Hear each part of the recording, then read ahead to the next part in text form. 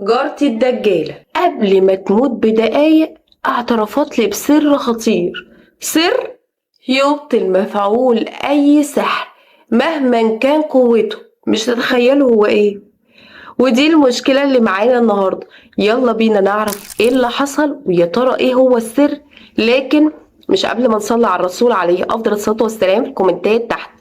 وصاحبة مشكلة النهاردة بتحكي وبتقول: أنا سيدة عمري 45 سنة، طلعت النهاردة أحكي القصة دي على لعل وعسى ننقذ أي حد معمول له أي سحر ويجعله في ميزان حسناتي. أنا عندي 45 سنة، الحمد لله أنا ملتزمة دينيا طول عمري في حالي، لا ليا دعوة بحد ولا بأذي حد ولا بعمل مشاكل مع حد، وبنصح أي حد لوجه الله. والحمد لله كنت بحفظ القرآن الكريم في المسجد وأول بأول. وطبعا ربنا رزقني بثلاث رجاله، هم فعلا ثلاث رجال الشارع كله كان بيحلف بادابهم وباخلاقهم وبتربيتهم. كانوا الحمد لله ملتزمين برضه دينيا، ما سيبوش فرض ربنا وكل فرض بيصلوه في المسجد، والناس كلها كانت بتحلف بيهم. عمرهم ما عملوا مشاكل ليا مع اي حد، لا في الشارع ولا براه. لكن اللي كانت المشكلة اللي كانت مدمرة حياتي كلها هي جارتي دي. جارتي دي كانت ليها في أعمال الدجل والشعوذة، وكانت بتأذي طوب الأرض. الناس كلها في الشارع كانت بتخاف منها جدا، وكانت طبعا معروفة جدا إنها لها في السحر والكلام ده، وإن لو أي حد ضايقها حتى لو بكلمة، ده لو خبط فيها في الشارع كانت تسحره. أي حد كان يضايقها كانت لازم تأذيه. وطبعا الناس كلها كانت دايما بتخاف منها ودايما بيبعدوا عنها. وطبعا هي كان ربنا رزقها ببنتين وأدارك الله. البنتين كانوا نسخة طبق الأصل من مامتهم، مؤذيين جدا. كانت ممكن تروح تقول لمامتها: يا ماما فلان عاكسني.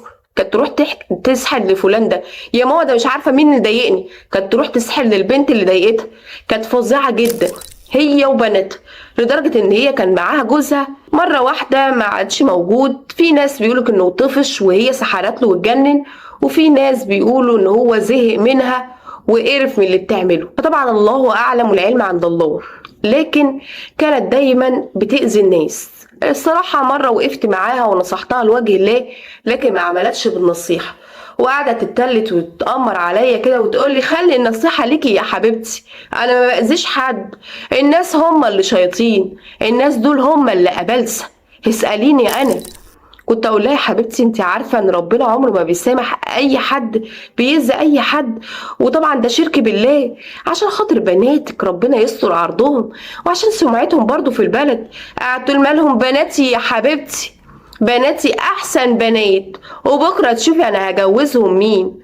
هجوزهم سيد الرجاله كلهم، وهتشوفي بكره جوازات بناتي دي تبقى عامله ازاي.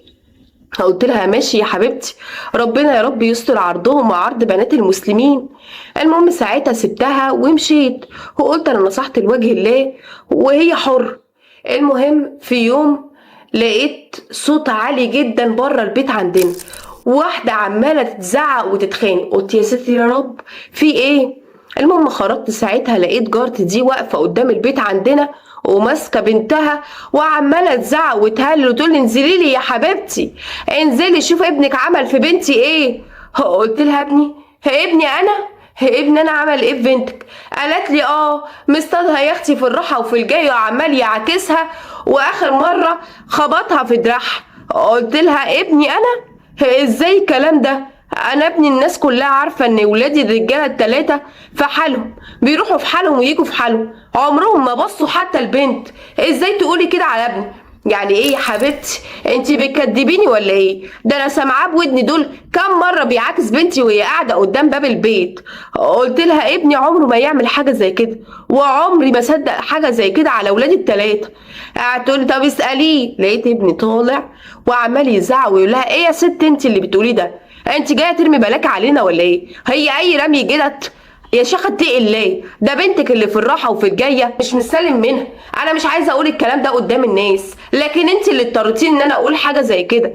حرام عليكم، اتقوا الله بقى في الناس، وكمان جايه ترمي بلاك عليا. المهم ساعتها راح قالت: انت بترد عليا؟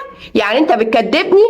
طيب هنشوف بقى مين الصادق ومين الكذاب. وساعتها خدت بنتها ومشت، وانا مش مصدقه اللي حصل. قلت له: يا ابني ايه اللي بيخليك تعدي من جنب باب بيتهم؟ قال لي يعني ايه يا امي يعني؟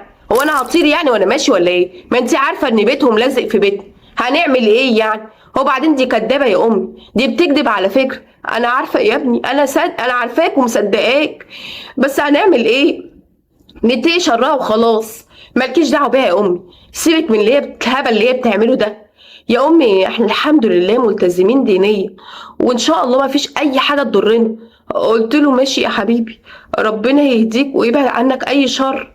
المهم في يوم صحيت من النوم لقيت حاجات مدلوقه على السلم عندي، زيت عامل زي زيت اسود كده، ميه كانت ريحتها غريبه جدا، انا ما كنتش عارفه ده ايه. المهم كنت خايفه جدا، وقعدت اسمي الله وامسح بميه وملح، لكن بجد كنت مرعوبه وقلبي مقبوض. المهم عدى شهر على الحوار ده، وبعديها ابني لقيته قايم بيصرخ من النوم وفي حاجه بتوجعه في معدته. ايه يا ابني اللي بيوجعك؟ مش عارف يا امي، انا دايما عندي صداع ومعدتي بتوجعني جدا.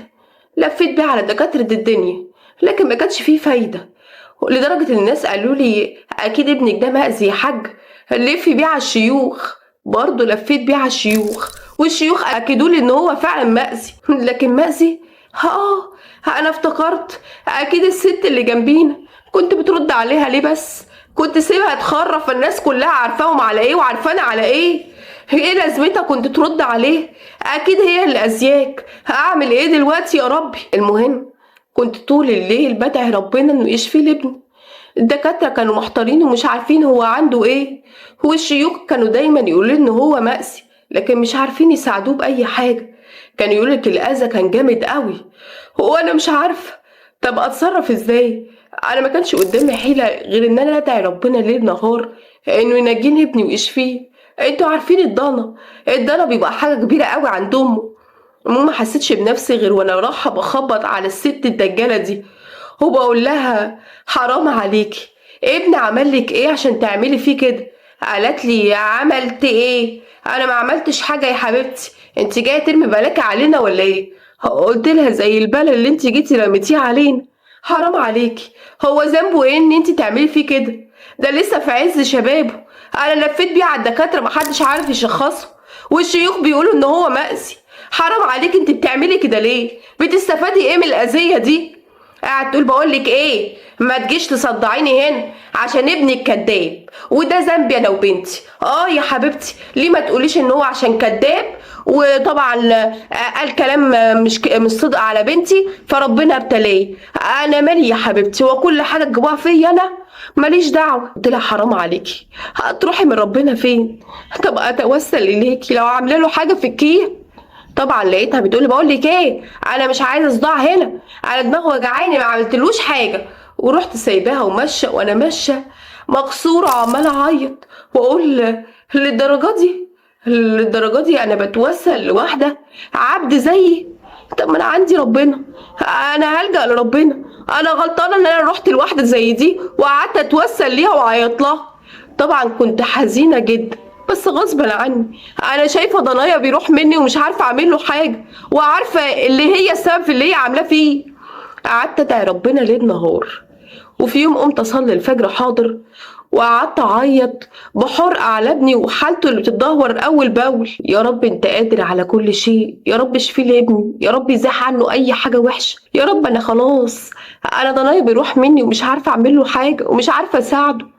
المهم ساعتها دعيت وانا كل يقين انه قادر انه يشفي لي ابني. المهم ساعتها بعديها نمت وصحيت على صريخ شديد قوي. ايه ده يا ساتر يا رب، في ايه؟ جريت على الشباك لقيت بيت الست جارتنا الدجاله النار ماسكه فيه كله، وبناتها عمالين يصرخوا بره ويقولوا ماما جوه، ماما النار ماسكه فيها، البيت ولع مره واحده مش عارفين ايه السبب. طبعا الناس عماله تطفي ومفيش فايدة، النار بتزيد أكتر. الناس بقت مستغربة يقولك يا ساتر يا رب، لا إله إلا الله. المهم لحد ما ربنا كرمنا وطفينا النار كلها، وطبعا الست كانت طالعة النار ماسكة فيها كلها. وديناها المستشفى، لكن أغلبية الناس ما حبوش يروحوا معاه، وأنا الصراحة مرضيش أسيبها لوحدها ورحت معاه.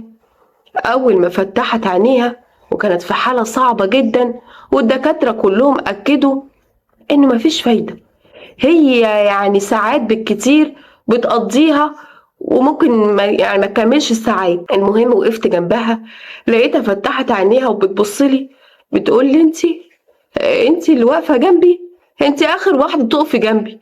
قلت لها ليه بتقولي كده؟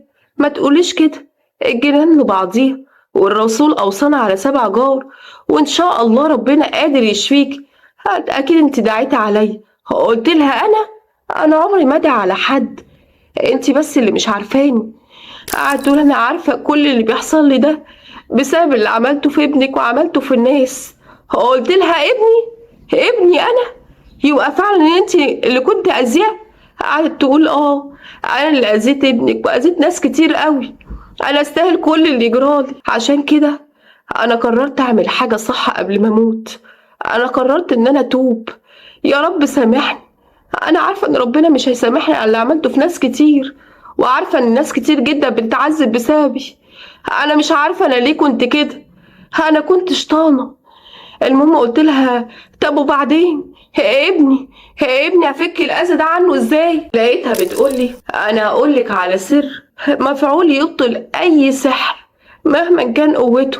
قلت لها ابوس ايدك قولي لي عليه، انا ابني بيروح مني. قعدت تقول لي عارفه سوره يونس؟ قلت لها طبعا عارفاه. قالت لي الايه بسم الله الرحمن الرحيم وما جئتم به السحر إن الله سيبطله، إن الله سيبطله. وقعدت تعيط وقالت لي أنا دفنة السحر بتاع ابنك في التراب الفلانية عند المقابر الفلانية، روحي وخرجيه، ويا ريت تقولي الآية دي على طول وانت صاحية وانت نايمة. المهم قعدت تقول إن الله سيبطله لحد ما ماتت واتشهدت عليها. المهم ساعتها جريت على الشيخ وقلت له على اللي حصل، وقال لي ماشي انا هاجي معاكي ونفك السحر. وفعلا الآية دي لها مفعول سحري فظيع، ويا ريت اي حد مسحور يقولها هو قاعد وهو نايم وهو صاحي. ان الله سيبطله، ويقرأها على كوباية مية 7 مرات ويشربها. ومش بس كده، ممكن يستحمى بيها لكن خارج الحمام، وإن شاء الله ربنا يبطل أي سحر مهما كان قوته، وربنا يأذي المؤذي. ربنا يا رب يجعل كيدهم في نحرهم، أي مؤذي وأي ساحر يأذي أي حد. أنا معرفش هما بيستفادوا إيه. عشان كده أنا طلعت النهاردة أحكي القصة دي على لسان السيدة دي، عشان لعل وعسى ننقذ أي حد تعبان ومش عارف هو عنده إيه. طبعا يا جماعة إحنا في رمضان، شهر كريم، سهل جدا انك تعالج نفسك من غير ما تلجأ لأي شيوخ، لان ممكن بيبقى فيه دجالين ممكن يعملوا اي حاجة يضركم بيها، وتفضلوا رايحين جايين عليهم عشان يستنفذوكوا بفلوس. فانت سهل جدا انك تعالج نفسك بنفسك، وخصوصا في الشهر الكريم، انك دايما تواظب على قراءة سورة البقرة وسورة يونس. الآية دي بالتحديد دايما تقولها ليل نهار، وانت ماشي وانت رايح وانت جاي، دايما تقول الآية دي. وغير الأذكار وغير الذكر بالذات، لا إله إلا الله وحده لا شريك له يحيي ويميت وهو على كل شيء قدير، دايما تقولها.